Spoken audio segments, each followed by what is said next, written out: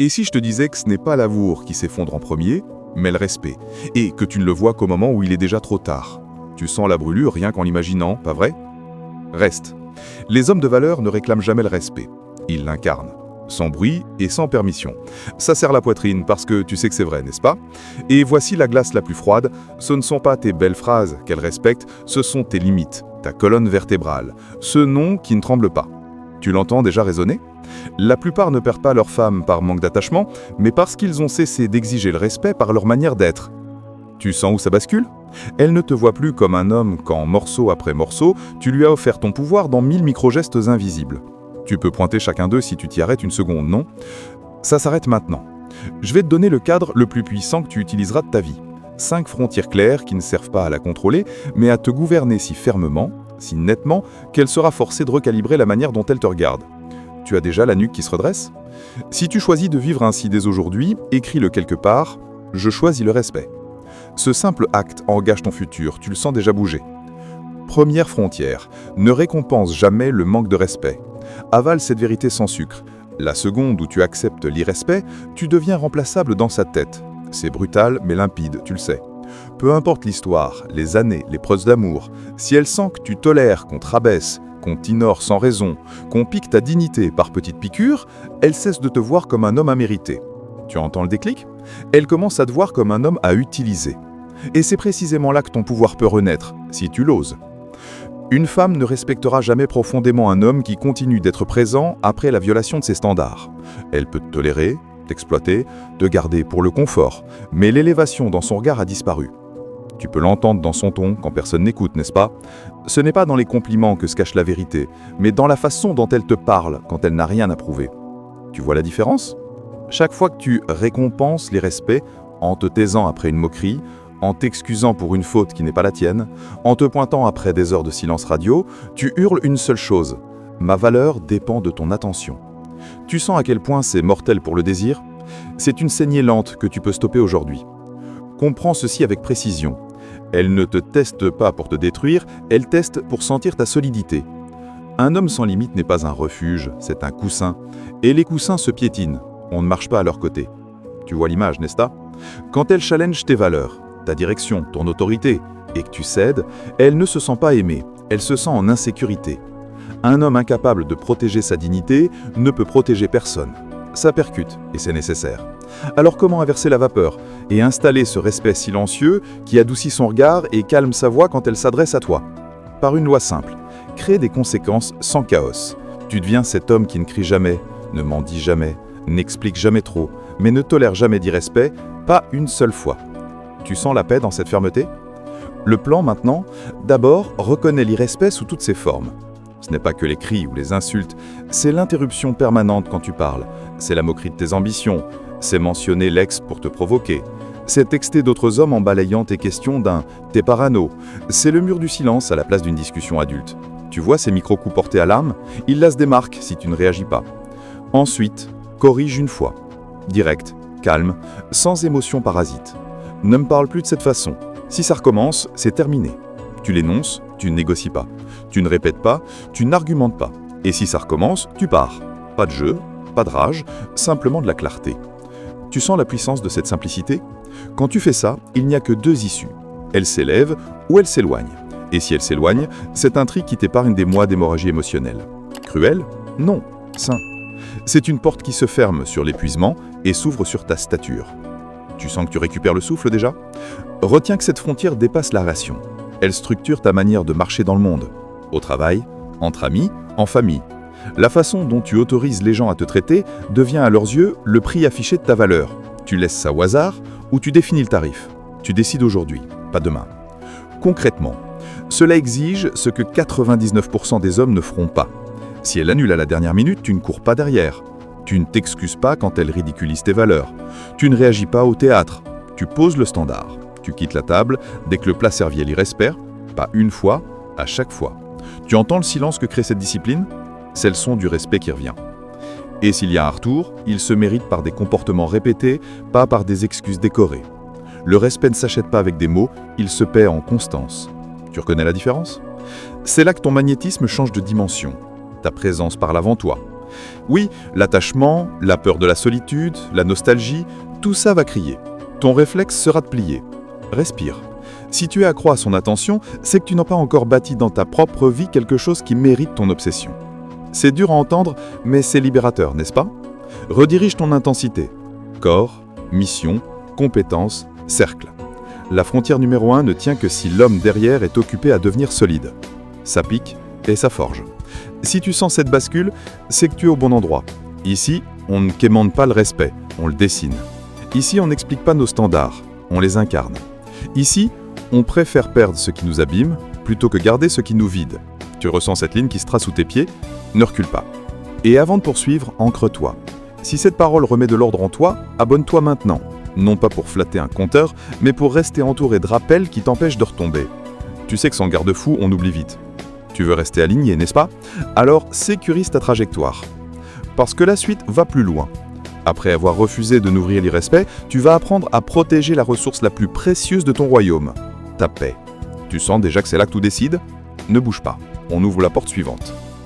Et si je te disais que ta plus grande richesse n'a jamais été ton argent, ton charisme, ni même ton pouvoir d'attraction, mais ce silence intérieur que presque aucun homme ne sait défendre? Tu comprends déjà que je parle de paix. Et ce mot, dans ta tête, vient de prendre un autre poids, pas vrai? La paix n'est pas un accident. Elle n'arrive pas en dormant, elle ne tombe pas du ciel, elle ne se mérite pas en étant gentille. Elle se construit, se garde, se protège, comme si ta vie en dépendait, parce qu'elle en dépend vraiment. Tu visualises déjà ce que tu pourrais devenir si rien ni personne ne pouvait troubler ton esprit? La plupart des hommes ne vivent pas, ils réagissent. Chaque message leur arrache une réponse, chaque changement de ton chez elles devient une urgence, chaque drame les aspire. Comment peux-tu prétendre mener ta vie quand tu laisses le monde décider de ton rythme, de ton humeur, de ton énergie? Tu reconnais cette sensation de courir derrière quelque chose sans jamais le rattraper? C'est ce que ressent un homme sans paix. Un homme sans paix se lève fatigué, il parle trop, il s'excuse trop, il s'inquiète trop, il cherche l'approbation dans les regards, dans les réponses, dans des validations qui durent 3 minutes puis s'évaporent. Tu sens cette lassitude? Ce n'est pas la vie que tu mérites. Car l'homme qui ne protège pas sa paix finit vidé, transparent, effacé. Il ne dirige plus rien, il survit dans le bruit. On l'utilise, on l'étire, on l'épuise. Et un jour, il se réveille et ne sait plus qui il est. T'as peut-être déjà senti ce vertige un matin, ce moment où tu te demandes comment tu en es arrivé là. C'est le signal. Le contraste maintenant. L'homme en paix impose sa présence sans parler. Il entre dans une pièce et de l'atmosphère se pose. Il ne réagit pas, il choisit. Il ne répond pas à tout, il priorise. Il ne s'explique pas, il avance. Ce calme n'est pas absence d'émotion, c'est une maîtrise que les autres n'ont jamais connue. Tu peux le sentir comme une armure intérieure, n'est-ce pas? Et ici, écoute bien. Une femme ne respectera jamais profondément un homme dont la paix peut être volée en une phrase, un silence, un message lu sans réponse. Elle ne le fait pas par cruauté, mais par instinct. Elle veut sentir que ton monde tient debout avec ou sans elle. Qu'elle peut s'appuyer sur toi sans te faire trembler. Tu comprends maintenant pourquoi certains hommes perdent tout dès qu'ils s'attachent trop? Protéger ta paix, c'est devenir indisponible pour le chaos. Pas réactionnaire, pas bruyant, pas agressif. Juste inaccessible au désordre. Tu observes, tu analyses, tu choisis. Comme un roi qui ouvre ou ferme les portes de son royaume sans justification. Tu vois l'image? Elle est puissante, parce qu'elle est vraie. Alors comment ça se pratique, concrètement? Tu réponds quand tu veux, pas quand on t'appelle. Tu ne vas pas là où on gaspille ton énergie. Tu n'expliques pas tes décisions à ceux qui n'ont jamais construit quoi que ce soit. Tu refuses les conversations vides. Tu quittes les pièces où on parle mal des absents. Tu arrêtes de courir derrière les gens qui ne t'ont jamais rattrapé. Tu choisis ton cercle, tu gardes ton planning, tu traites ton temps comme une richesse sacrée. Tu deviens rare. Et ce qui est rare devient précieux. Tu sens déjà ce chiffre dans toi? C'est ton esprit qui se redresse. Il y a un moment particulier que tu vas vivre si tu continues. Certains vont dire que tu es devenu froid, distant, différent. Tu souriras, parce qu'ils ne critiquent pas ton changement. Ils regrettent l'accès facile qu'ils allaient à toi. Tu viens de comprendre quelque chose de vital.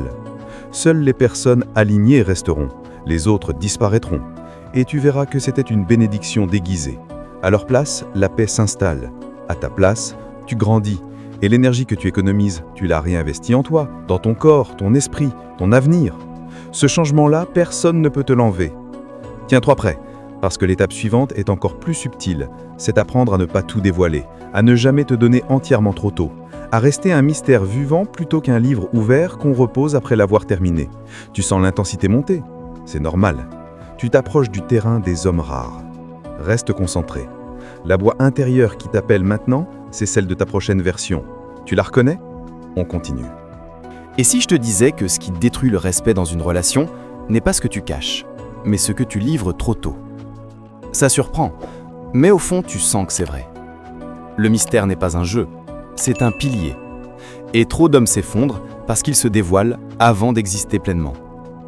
Tu as déjà connu ce moment où tu penses te rapprocher d'elle en te livrant, mais tu sens qu'elle s'éloigne? Voilà. On t'a appris que la vulnérabilité était courageuse, que tout dire prouvait l'authenticité. Mais personne ne t'a dit que la vulnérabilité sans contrôle devient dépendance et que la transparence totale tue l'attraction. Ce n'est pas le cœur qu'elle veut porter, c'est son poids que tu dois porter toi-même. Tu vois la nuance? Elle est immense. Il existe un espace sacré entre ce qu'elle sait de toi et ce qu'elle devine encore. C'est ce vide, cette profondeur encore non explorée, qui la tient fascinée. L'homme que l'on comprend totalement cesse d'être un mystère. Et sans mystère, l'admiration se dissout. Tu vois déjà des situations de ta vie remonter à la surface, n'est-ce pas? Ce n'est pas que tu ne dois jamais te livrer, c'est que tu dois savoir quand, comment et sous quelle posture. L'homme respecté ne parle pas pour se soulager, il parle pour transmettre. Il ne cherche pas un secours émotionnel, il contrôle son récit. Il choisit ses confidences comme un stratège choisit un mot dans une négociation. Tu sens le poids de cette maîtrise? Regarde autour de toi. Les hommes les plus admirés ne sont pas ceux qui parlent sans cesse d'eux-mêmes. Ce sont ceux qu'on cherche à comprendre, ceux qui ne dévoilent qu'une pièce du puzzle à la fois. Elle se questionne, elle observe, elle interprète. Et plus tu gardes ton centre, plus elle s'approche.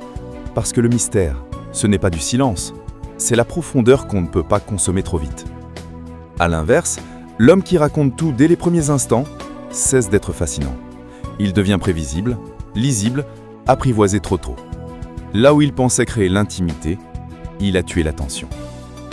Tu repenses à ces relations où tu as trop offert trop vite? Ce n'était pas de la sincérité, c'était du besoin. Et le besoin ne séduit pas, il étouffe. La réalité est simple. L'homme que l'on comprend entièrement devient un homme qu'on finit par tenir pour acquis. Ce n'est pas une règle sociale, c'est un mécanisme psychologique. Tu le sens, tu l'as vécu.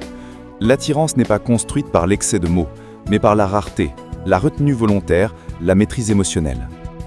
Alors comment incarner cela sans devenir froid? Tu parles quand c'est essentiel, pas quand tu te sens vide. Tu dévoiles des fragments, pas des confessions déversées. Tu partages tes blessures sans les offrir comme un poids qu'elles doivent porter. Tu montres ta profondeur par ton silence autant que par tes phrases. Tu ne caches pas, tu doses. Et surtout, tu apprends à traiter ton histoire comme un trésor, pas comme un dépliant public. Tu donnes l'accès petit à petit. Tu la laisses découvrir, ressentir, mériter. Et plus tu montres que ton monde intérieur est vaste, plus elle veut y entrer. Tu vois la force tranquille qui naît de cela. Ce n'est pas du contrôle, c'est de la dignité. Ce n'est pas de la manipulation, c'est de la souveraineté. Tu ne te protèges pas contre elle, tu te protèges pour toi. Tu ne te fermes pas, tu te respectes. Et paradoxalement, ce respect de toi-même ouvre plus de portes qu'il n'enferme. Car voilà la réalité la plus silencieuse et la plus puissante. Une femme ne tombe pas en amour parce qu'elle te comprend, elle tombe en amour parce qu'elle n'a pas encore fini de te découvrir. Et cet homme qui ne donne pas tout d'un coup, qui parle avec poids, qui laisse des ondes d'ombre éclairer lentement, cet homme reste fascinant longtemps après les débuts. Tu comprends pourquoi certains attirent toujours autant même après des années? C'est ça, la profondeur disciplinée.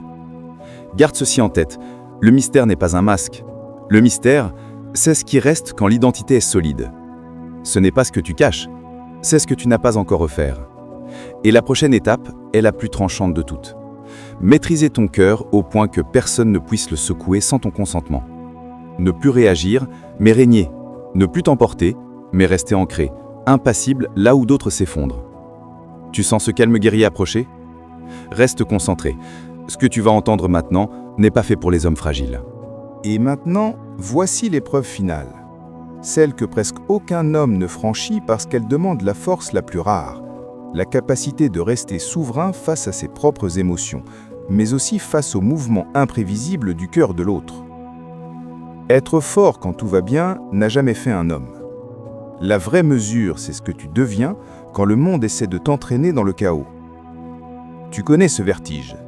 Un message qui change de ton, un regard distant, une phrase qui pique, un silence soudain, et d'un coup ton esprit court, ton souffle se contracte, ton cœur s'emballe, tu sens le sol bouger sous tes pieds. C'est là que tout se joue. Un homme réactif implore, s'explique, s'agite, se justifie. Il devient comme une feuille dans le vent, ballottée, fragile, bruyante. Et chaque réaction le rend plus petit, plus prévisible, plus contrôlable. Tu l'as déjà vécu ou observé. Tu sais que c'est vrai. Mais l'homme souverain, lui, ne bouge pas. Le monde peut hausser le ton, provoquer, tester, ignorer. Il reste ancré, pas froid, pas absent, présent mais maître de son axe. Ce calme-là n'est pas du détachement vide, c'est une puissance silencieuse, un roc, une montagne. Tu sens l'image se poser en toi. Parce que comprendre tes émotions n'est pas suffisant. Tu dois les dominer. Tu dois être capable de sentir la tempête sans devenir la tempête. Sentir la pression sans te plier. Ressentir la peur sans fuir. L'émotion existe, mais elle n'a pas le droit de conduire ta vie. Lorsqu'une femme teste ta stabilité, ce n'est pas pour te détruire, c'est pour voir si tu tiens debout, si tu es un refuge ou un poids supplémentaire. Quand elle secoue ton cadre, elle veut sentir que ton âme a des murs, un toit, une fondation. Si ton cœur s'effondre au premier nuage, alors que reste-t-il à admirer ? Alors tu apprends à faire ce que la plupart n'ont jamais fait. Tu observes au lieu de réagir. Tu attends au lieu de paniquer. Tu réponds seulement lorsque tu choisis. Et tu te retires du chaos comme un roi quitte une pièce où le silence n'est plus respecté. Parce qu'un homme ne s'abaisse pas dans la boue pour prouver qu'il est propre. Il marche au-dessus. Et voici la règle ultime, celle qui sépare les hommes des légendes. Tu dois être prêt à partir. Pas dans la colère, pas dans la vengeance, avec dignité, avec calme, avec certitude. Celui qui n'a pas la force de s'éloigner n'a jamais la force d'être respecté. Celui qui reste par peur perd son âme avant de perdre la relation. Celui qui mendie l'amour finit par détester son propre reflet. Un homme véritable ne reste pas parce qu'il a besoin, il reste parce que la situation honore sa paix, son respect, son chemin. Et le jour où ce n'est plus le cas, il tourne la page, même si ses mains tremblent un peu, même si son cœur serre un peu, parce que sa loyauté envers lui-même passe avant tout. Le monde s'incline devant un homme qui sait marcher seul. Les femmes le sentent, les hommes l'admirent, et la vie elle-même le traite différemment. Parce qu'il n'est plus en train de chercher à être choisi, il se choisit lui-même. Lorsque tu atteins cet état, quelque chose change dans ton regard. Tu ne cherches plus à convaincre, tu ne cherches plus à prouver, tu n'attends plus qu'on te dise que tu es assez. Tu deviens la preuve. Et à partir de là, rien ne peut réellement t'abattre. Ni l'abandon, ni le rejet, ni la solitude. Parce que tu n'as plus peur de perdre ce qui n'était pas construit sur le respect. Un nouveau chapitre commence pour toi ici. Tu ne cours plus après l'amour. Tu deviens un homme qu'on doit mériter. Un homme rare, un homme solide. Et ceux qui ne sont pas faits pour ta vie sortiront d'eux-mêmes, comme le bruit s'efface devant la discipline. Alors retiens ceci, on ne devient pas respectable en exigeant le respect, on le devient en incarnant le genre d'homme que personne n'ose traiter autrement. Si tu es arrivé jusqu'ici, alors quelque chose en toi vient de se réveiller et il ne doit plus jamais se rendormir. Garde ce cadre comme une armure. Marche droit, parle peu, décide fort, aime avec hauteur, pas avec besoin. La version de toi qui vivait à genoux n'existe plus. L'ère où tu quémandais de l'attention est terminée. Tu n'as plus rien à prouver, seulement à devenir. Et maintenant que tu as franchi ce territoire, le monde ne te verra plus jamais comme avant. Si ce que tu viens d'entendre a posé une pierre de plus dans ta fondation, alors avance, ne recule jamais, et marche avec le silence et la force de ceux qui n'ont plus rien à perdre, parce qu'ils ont déjà choisi de ne jamais se perdre eux-mêmes.